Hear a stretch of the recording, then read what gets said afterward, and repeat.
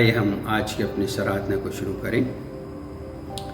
जैसे हिरनी नदी के जल के लिए हाँफती है, वैसे ही हे परमेश्वर मैं तेरे लिए हाँफता हूँ। जीवित ईश्वर, हाँ परमेश्वर का मैं प्यासा हूँ। मैं कब जाकर परमेश्वर को अपना मुंह दिखाऊंगा। आइए हम प्रार्थना करें।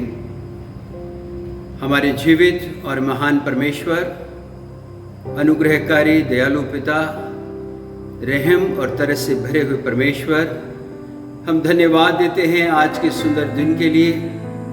सप्ताह का पहला दिन जो परमेश्वर आपने अपनी स्तुति और महिमा के लिए हमें दिया है, हम धन्यवाद देते हैं पिता। आज का ये दिन आपके मृतकों में से जीवित होने का दिन है, विजय का दिन है, जो आपने हमें इसलिए दिया है ताकि हम इस दिन में आपके उस विजय दिवस को स्मरण करें और आपके नाम की महिमा करें। पिता परमेश्वर, मैं प्रार्थना करता हूँ प्रभु, जब हम आपके बच्चों के साथ मिलकर आज की स्तुति आराधना करते, आपके वचन से सीखते, अपने आत्मा के द्वारा हम सबकी अगुवाई करें। पिता परमेश्वर, आज का वचन सबके लिए आशीष का कारण ठहरे। धन्यवाद के साथ इस प्रार्थना को अपने उद्धारकर्ता प्रभु यीशु मसीह के नाम से मांगते हैं, आमीन। इससे पहले कि हम वचन में चलें, आइए हम ब्रदर टोनी के द्वारा एक गीत सुनेंगे। मैं चाहूँगा हम सब लोग मिलकर इस गीत को गाएं। मेरी हर धड़कन में तेरा ही नाम हो, हर सांस में हो तू बसा। प्रभु इस गाने के द्वारा हम सबको आशीष दे।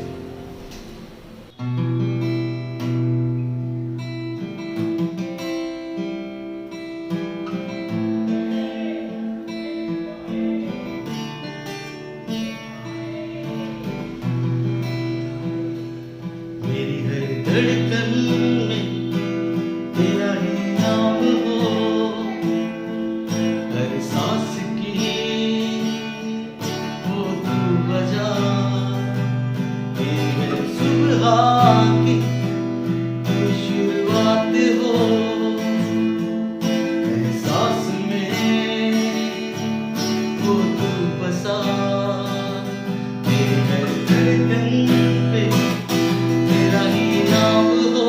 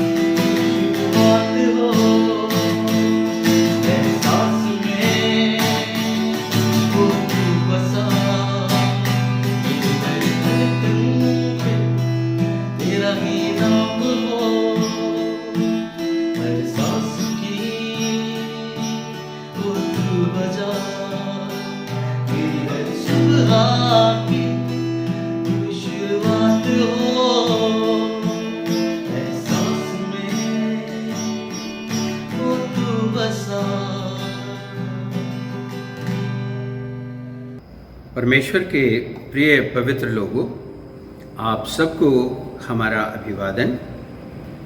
परमेश्वर का धन्यवाद हो कि उसने अपनी दया के अनुसार हमें संभाला और यह सुंदर अवसर दिया है कि हम सब परमेश्वर की आराधना करें। आज मैं आप सबसे मत्ती रचित सुसमाचार उसका 16 अध्याय और उसके 24 पद से और 26 पद तक हम देखेंगे और इन्हीं वचनों पर हम बात करेंगे। मैं चाहूँगा कि आप इन वचनों को निकाल लें। यहाँ इस प्रकार से लिखा है, तब यीशु ने अपने चेलों से कहा, यदि कोई मेरे पीछे आना चाहे तो अपने आप का इनकार करे और अपना क्रूस उठाए और मेरे पीछे हो ले। क्योंकि जो कोई अपना प्राण बचाना चाहे वह उसे खोएगा, और जो कोई मेरे लिए अपना प्राण खोएगा वह उसे पाएगा। यदि मनुष्य सारे जगत को प्राप्त करे और अपने प्राण की हानि उठाए तो उसे क्या लाभ? यह मनुष्य अपने प्राण के बदले क्या देगा? परमेश्वर इन वचनों के पढ़े और सुने जाने पर आशीष देवे। प्रिय अजीजों, प्रभु यीशु की शिक्षा में हम यह वचन बार बार पढ़ते हैं और हम देखते हैं कि यीशु ने मानव जाति को आत्मिक जीवन जीने के लिए चुनौती के रूप में इन वचनों को बार बार कहा है। कोई भी बात जो बार बार कही जाए उस पर ध्यान देना ज़रूरी होता है और उसे हमें अनदेखा या अनसुना नहीं करना चाहिए। मैं चाहूँगा कि आप अपने समय के मुताबिक इन पदों को जो मैं आपको देने जा रहा हूँ ज़रूर पढ़ें। मत्ती रचित सुसमाचार उसका 10 अध्याय उसके 37 पद से और 39 पद तक, मरकुस रचित सुसमाचार उसका 8 अध्याय 34 पद से और 37 पद तक, लूका रचित सुसमाचार उसका 9 अध्याय 23 पद से और 27 पद तक, और यूहन्ना उसका 12 अध्याय और 25 पद। ये वो वचन हैं जहाँ पर यीशु मसीह ने बार बार इन बातों को दोहराया है कि हम प्रभु यीशु मसीह के पीछे चलें और इस संसार में अपने जीवनों के द्वारा परमेश्वर की महिमा करें। प्रिय अजीजों, कोई भी मनुष्य अपने आप से आत्मिक जीवन नहीं जी सकता। आत्मिक जीवन जीने के लिए अवश्य है कि आत्मिक जीवन के स्रोत अर्थात प्रभु यीशु मसीह को समझा जाए। इन वचनों के द्वारा आप समझेंगे कि यीशु 2 प्रकार के जीवन के विषय में बात करते हैं, एक तो आत्मिक और दूसरा सांसारिक जीवन। आजकल की परिस्थितियों के अनुसार आप सांसारिक जीवन पर भरोसा नहीं रख सकते, क्योंकि सांसारिक जीवन आपको संभाल नहीं सकता है। सांसारिक जीवन सांसारिक व्यवस्था के द्वारा कभी भी रोका जा सकता है। यह बात हम इन परिस्थितियों में अच्छी तरह से समझ सकते हैं। पहला कुरिन्थियों उसका 1 अध्याय और उसके 19 और 20 वचनों में ऐसा लिखा है, मैं ज्ञानवानों के ज्ञान को नष्ट करूंगा और समझदारों की समझ को तुच्छ कर दूंगा। कहाँ रहा ज्ञानवान, कहाँ रहा शास्त्री, कहाँ रहा इस संसार का विवादी? क्या परमेश्वर ने इस संसार के ज्ञान को मूर्खता नहीं ठहराया? रोमियो 8 अध्याय उसके 5 और 6 पदों में ऐसा लिखा है, क्योंकि शारीरिक व्यक्ति शरीर की बातों पर मन लगाते हैं, परंतु आध्यात्मिक आत्मा की बातों पर मन लगाते हैं। शरीर पर मन लगाना तो मृत्यु है, परंतु आत्मा पर मन लगाना जीवन और शांति है। प्रिय जीजो, बाइबल हमें सांसारिक और आत्मिक जीवनों के विषय में बहुतायत से हमसे बात करती है। यूहन्ना उसका 6 अध्याय और 63 पद में ऐसा लिखा हुआ है, आत्मा तो जीवनदायक है, शरीर से कुछ लाभ नहीं। जो बातें मैंने अर्थात यीशु ने कही हैं वे आत्मा हैं और जीवन भी हैं। आइए ये जो वचन आपके सामने मत्ती रचित सुसमाचार उसके 16 अध्याय और 24 पद से 26 पद तक पढ़ा गया अभी, उसको हम 2 भागों में समझेंगे। पहला है अपने आप से इनकार। प्रभु यीशु मसीह के पीछे चलने के लिए हमें अपने आपे से इनकार करने की आवश्यकता है। Self denial. एक आत्मिक जीवन जीने के लिए हमें अपने आपे से इनकार करना जरूरी है। गलतियों उसका 2 अध्याय और उसके 20 पद में पौलुस लिखते हैं, मैं मसीह के साथ क्रूस पर चढ़ाया गया हूं, अब मैं जीवित ना रहा पर मसीह मुझ में जीवित है, और मैं शरीर में अब जो जीवित हूं तो केवल उस विश्वास से जीवित हूं जो परमेश्वर के पुत्र पर है, जिसने मुझसे प्रेम किया और मेरे लिए अपने आप को दे दिया। प्रिय अजीजों, जब मसीह में हम जीवित हो जाते हैं तो हमारा अपना एग्जिस्टेंस समाप्त हो जाता है और हमारे जीवनों का एकमात्र उद्देश्य सिर्फ मसीह की महिमा करना रह जाता है। फिलिपियों उसका 1 अध्याय और उसके 20 पद में संत पौलुस लिखते हैं, मैं तो यही हार्दिक लालसा और आशा रखता हूं कि मैं किसी बात में लज्जित ना हूं, पर जैसे मेरे प्रबल साहस के कारण मसीह की बढ़ाई मेरी देह के द्वारा सदा होती रही है, वैसे ही अब भी हो, चाहे मैं जीवित रहूं या मर जाऊं। मत्ती रचित सुसमाचार उसका 16 अध्याय 26 पद में जैसा लिखा है कि यदि मनुष्य सारे जगत को प्राप्त करे और अपने प्राण की हानि उठाए तो उसे क्या लाभ होगा, या मनुष्य अपने प्राण के बदले क्या देगा। प्रिय अजीजों, यदि हम संपूर्ण संसार को प्राप्त करके भी अपने प्राणों को नहीं बचा सकते तो हमारी शारीरिक अभिलाषाओं का कोई मकसद नहीं रह जाता। इसलिए मत्ती रचित सुसमाचार उसका 6 अध्याय और उसके 33 पद में दिया गया विकल्प ही मानव जाति के लिए सबसे अच्छा विकल्प है। जैसा लिखा है, पहले तुम परमेश्वर के राज्य और उसके धार्मिकता की खोज करो तो ये सब वस्तुएं भी तुम्हें मिल जाएंगी। हमारी प्राथमिकता संसार नहीं परंतु परमेश्वर होना चाहिए। हमारे प्रियजनों के प्रति हमारी नैतिक जिम्मेवारी भी बहुत ज़रूरी है, लेकिन प्राथमिकता परमेश्वर ही होना चाहिए।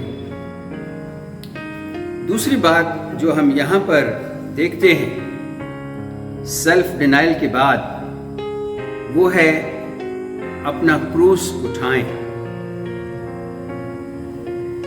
आत्मिक जीवन को सुनिश्चित करने के लिए सैक्रिफाइस हमारे जीवन की महत्वपूर्ण कार्य बन जाता है। आत्मिक जीवन का प्रमाण सैक्रिफाइस के द्वारा ही दिया जा सकता है। यह सैक्रिफाइस बहुत कठिन भी हो सकता है। मत्ती 26 अध्याय और उसके 39 पद में यीशु कहते हैं, हे मेरे पिता, यदि हो सके तो यह प्याला मुझसे टल जाए, तो भी जैसा मैं चाहता हूं वैसा नहीं, परंतु जैसा तू चाहता है वैसा ही हो। अपना क्रूस उठाना मतलब हम अपनी इच्छा को आगे नहीं कर सकते। प्रभु यीशु मसीह मत्ती उसके 26 अध्याय 41 पद में कहते हैं, आत्मा तो तैयार है परंतु शरीर दुर्बल है। यही वो स्ट्रगल है जिसको यीशु मसीह ने तो पार कर लिया, लेकिन हम शरीर के आगे झुक जाते हैं। प्रिय अजीजों, शरीर हमारा कमज़ोर है। आत्मा तैयार होती है लेकिन शरीर कमज़ोर है, और इसीलिए हम शरीर के आगे झुक जाते हैं। रोमियो की पत्री उसका 7 अध्याय उसके 19 पद में संत पौलुस इस प्रकार लिखते हैं, क्योंकि जिस अच्छे काम की मैं इच्छा करता हूँ वह तो नहीं करता, परंतु जिस बुराई की इच्छा नहीं करता वही किया करता हूँ। प्रिय अजीजों, इससे हम इस बात को समझ सकते हैं कि हम कैसे अपनी शारीरिक अभिलाषाओं में आकर अपने क्रूस को उठाने से इनकार कर देते हैं। रोमियो की पत्री 8 अध्याय और उसके 12 से 13 पदों में हम पढ़ते हैं, हम शरीर के कर्जदार नहीं कि शरीर के अनुसार दिन काटें, क्योंकि यदि तुम शरीर के अनुसार दिन काटोगे तो मरोगे, यदि आत्मा से देह की क्रियाओं को मारोगे तो जीवित रहोगे। प्रिय अजीजों, आत्मा से देह की क्रियाओं को मारने के लिए हमें हमारी प्राथमिकता को समझना होगा, और हमारी प्राथमिकता ये है कि हम पहले परमेश्वर के राज्य की खोज करें। अपने आपे से इनकार और अपना क्रूस उठाना, ये दोनों ही बातें करने के लिए हमें यीशु की अगुवाई अपने जीवन में हर क्षण लेनी होगी। अर्थात यीशु की शिक्षाओं का पालन करके हम अपने आपे से इनकार करना और अपना क्रूस उठाने की क्षमता प्राप्त कर सकते हैं। इन वचनों के द्वारा परमेश्वर आप सबको आशीष देवे। आइए हम एक कोरस गाएं। खून की नदी जारी है यीशु की सूली से, और जो कोई उसमें नहाएगा यकीनन साफ होगा। मैं जानता हूँ, मैं मानता हूँ, यीशु मेरे लिए सलीब पर हुआ था कुर्बान, बचाने को मुझे। आइए परमेश्वर का वचन सुने।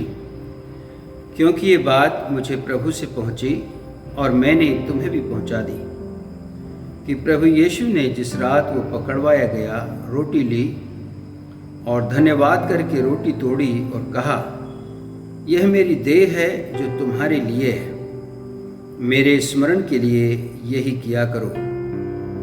इसी रीति से उसने ब्यारी के पीछे कटोरा भी लिया और कहा, यह कटोरा मेरे लहू में नई वाचा है, जब कभी पियो तो मेरे स्मरण के लिए यही किया करो।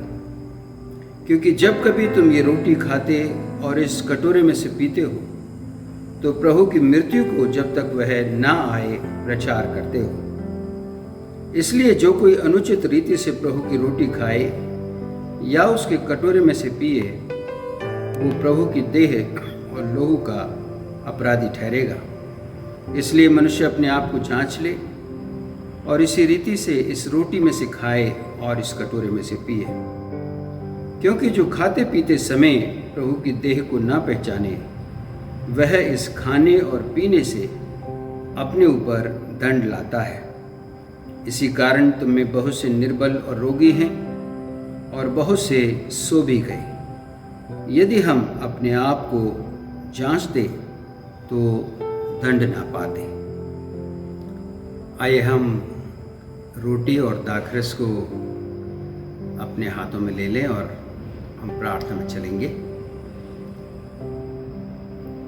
रोटी और दाखरस को अपने हाथों में ले लें और हम प्रार्थना में चलेंगे।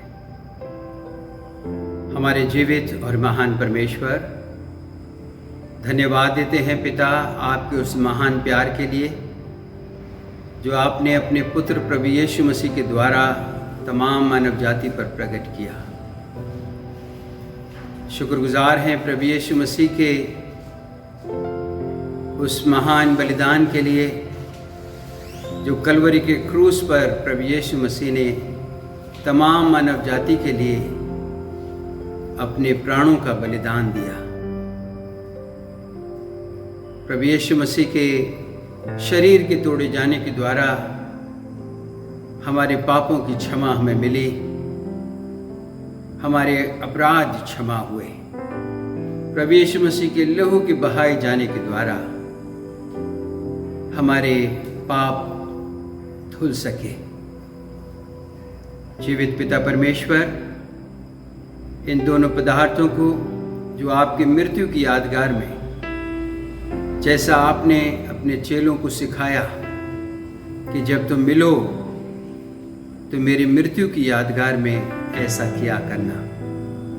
पिता परमेश्वर, इन दोनों ही पदार्थों को मैं आपके सन्मुख लाता हूँ। प्रार्थना करता हूँ प्रभु, इन दोनों पदार्थों को छुएं और आशीषित करें। आपके बच्चे जब आपकी मृत्यु की यादगार में इन दोनों पदार्थों को लेते हैं तो पिता परमेश्वर, आपके पुनरुत्थान की सामर्थ्य उनके जीवनों में कार्य करे और प्रत्येक जन आपकी मृत्यु की गवाही, जब तक हम सब जीवित हैं और आपके आगमन तक, हमेशा आपके मृत्यु और पुनरुत्थान की गवाही देते रहें। इन दोनों ही पदार्थों पर आपकी आशीष मांगते हुए इस प्रार्थना को अपने उद्धारकर्ता प्रभु यीशु मसीह के नाम से मांगते हैं, आमीन। इस बात की यादगार में कि मसीह यीशु का बदन आपके गुनाहों के लिए तोड़ा गया, इस रोटी को एक साथ खाएं।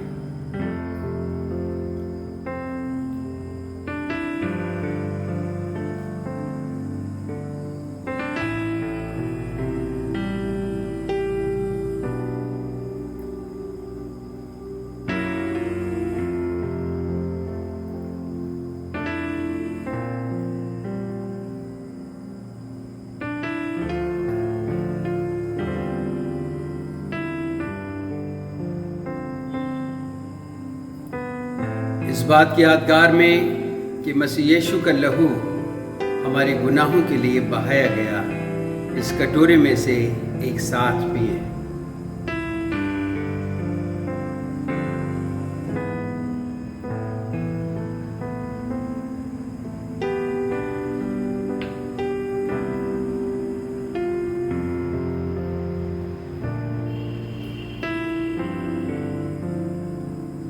प्रभु यीशु मसीह की मृत्यु और पुनरुत्थान की गवाही अपने जीवन से सदैव देते रहें। परमेश्वर की शांति जो मनुष्य की समझ से परे है आप सबके जीवनों में बनी रहे। आमीन। आइए हम भाई टोनी के द्वारा एक गीत सुनेंगे। Praise God, hallelujah. वचन बताता है कि मूर्ख है वो इंसान जो अपना भरोसा किसी मनुष्य पर रखता है, लेकिन धन्य है वो इंसान जो अपना भरोसा परमेश्वर पर रखता है। हालेलुया। तो आइए हम लोग अपना भरोसा प्रभु पर रखें।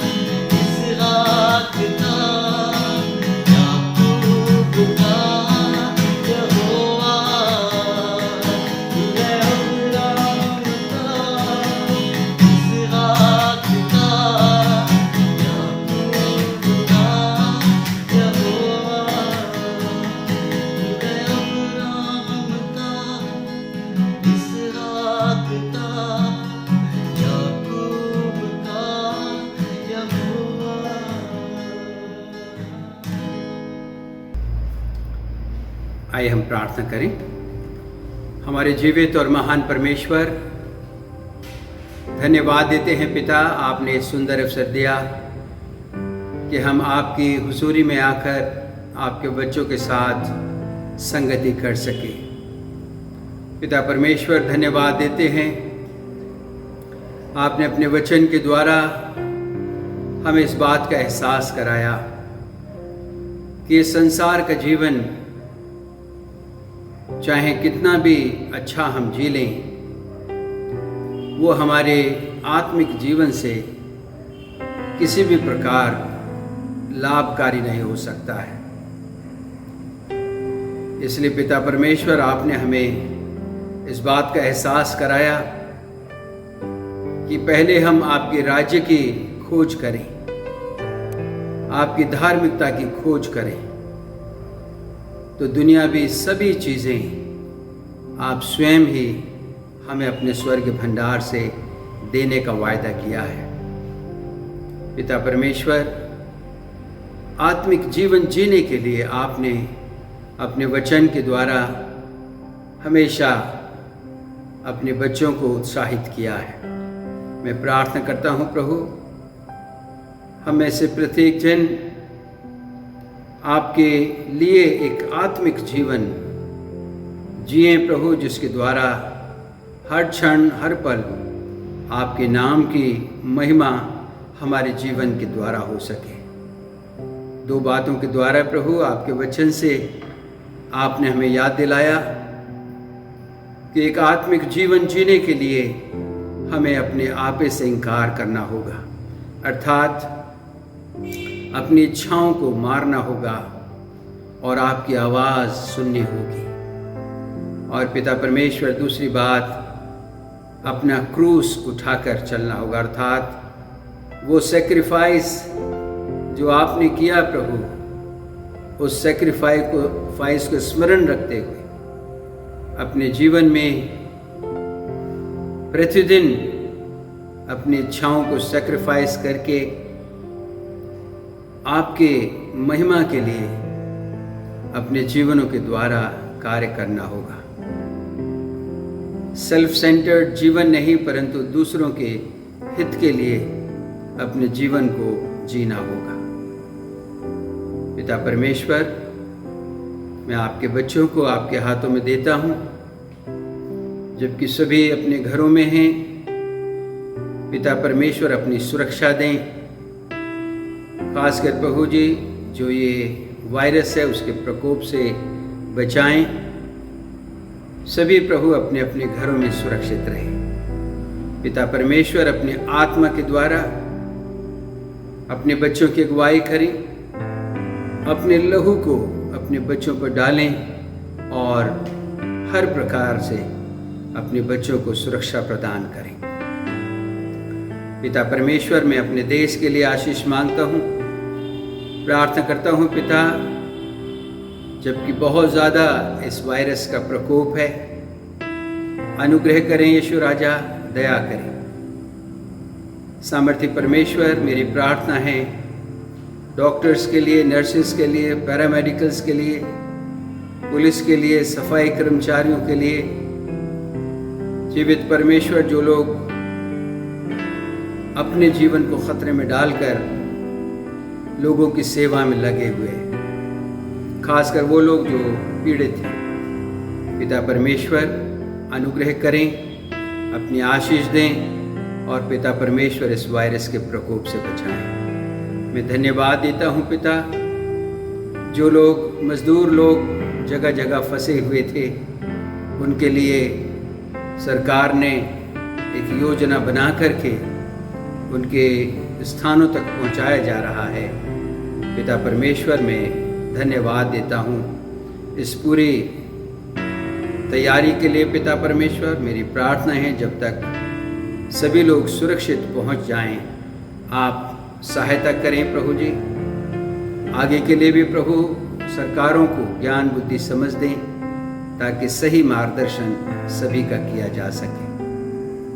बच्चों के जो एग्ज़ाम्स होने हैं, जीवित परमेश्वर, उसके लिए भी योजना बन सके, ताकि बच्चों के वो एग्ज़ाम हो करके बच्चे दूसरी क्लास में जा सकें, उनके एडमिशन की प्रक्रिया शुरू हो सके और बच्चों का जो स्टडीज़ हैं वो दोबारा से शुरू हो सके। पिता परमेश्वर, कलीसिया के सभी लोगों को आपके हाथों में देता हूँ। चर्च की सभी ज़रूरतों के लिए प्रार्थना है पिता।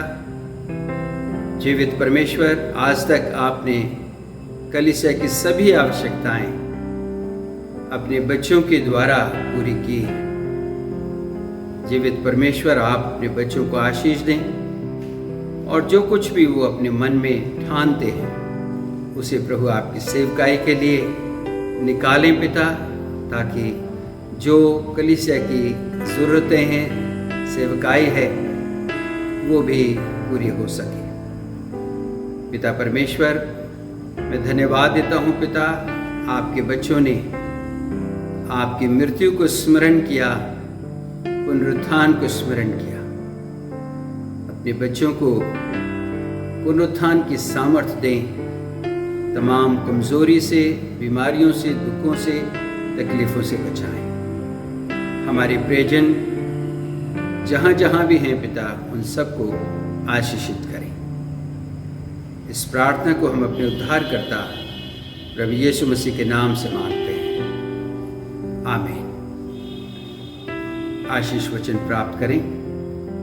अब हमारे परमेश्वर पिता का प्रेम, मसीह यीशु का अनुग्रह, पवित्र आत्मा की सहभागिता हम सब के साथ अब से लेकर हमेशा हमेशा तक होती रहे, आमीन। आप सबको जय मसीह की। सब अपने घरों में सुरक्षित रहें, स्वस्थ रहें। परमेश्वर की उपस्थिति आप सबके साथ बनी रहे।